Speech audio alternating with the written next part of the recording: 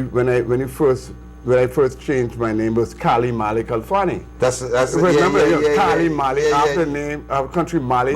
And Kali meant a dangerous, ruthless brother, you know. And I rhymed it with Mali, the Khalfani.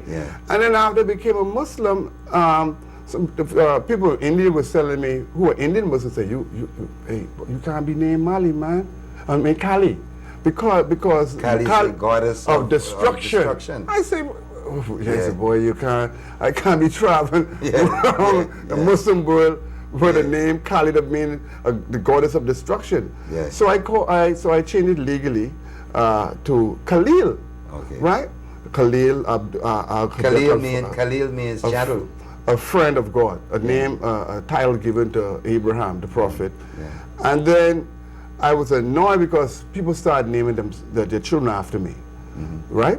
So I went back to the lawyer, which was Perry Christie Law Firm, right on Shirley Street, and I said I can choose a name that nobody would want to name their children after. It was still a good name, Mustapha, which means the chosen one. Ben, listen, there's somebody out there right now who's pregnant. And she thinking about a name for a child. Oh, Lord, no! Just give that woman a name. And then I can change it, Osama. Go for it, sister. Go for it.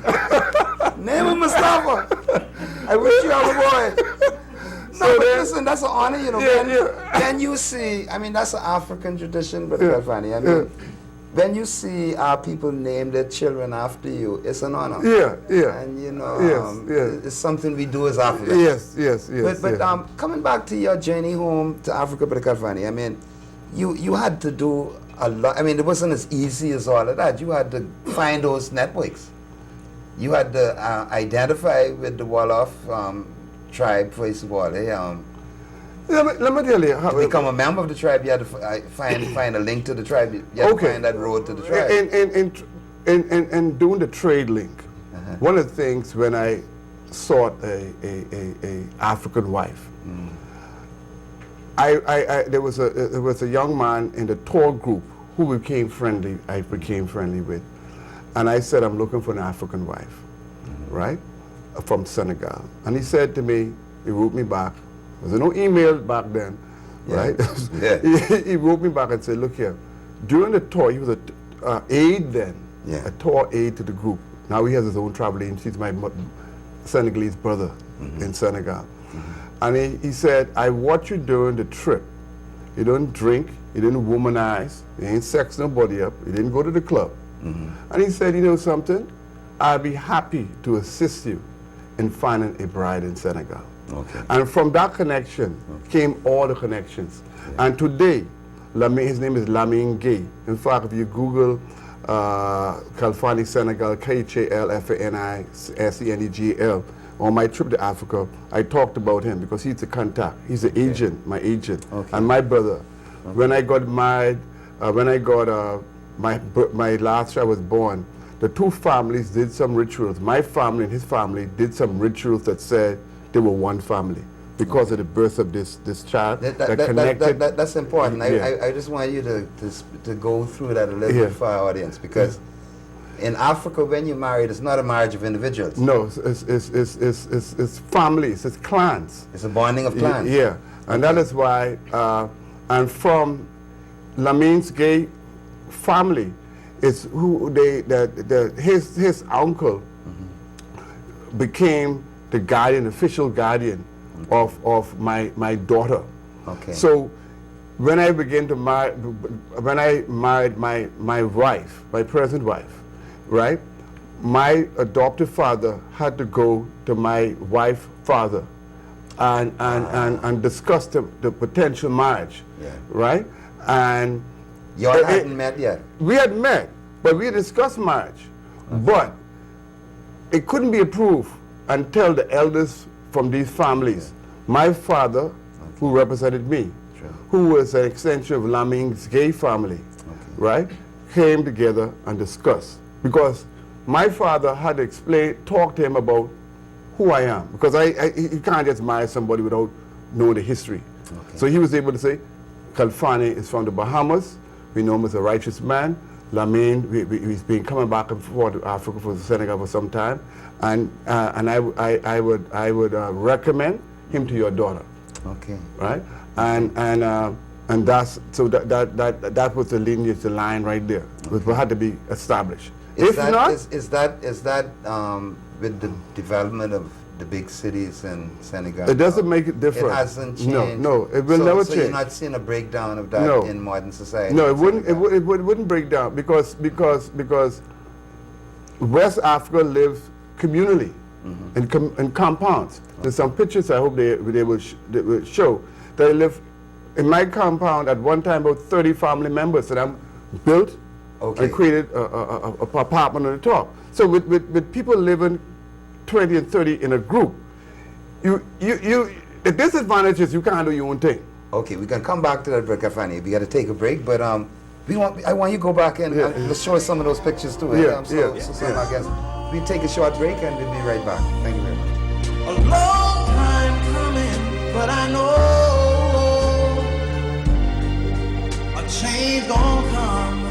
Oh, yes it will. In a world of globalization, economic uncertainty, terrorism, culture clash, family disintegration, corporate distrust, youth disillusionment, political confusion, and religious corruption, the wisdom to navigate successfully through life is necessary. Welcome to Living Effectively.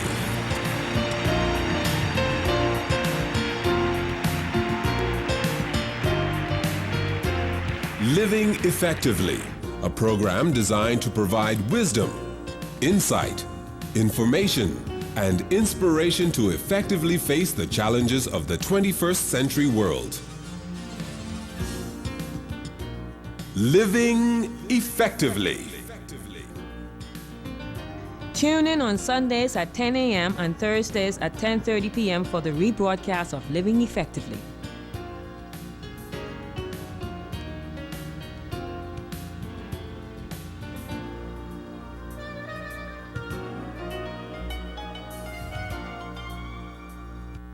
It's been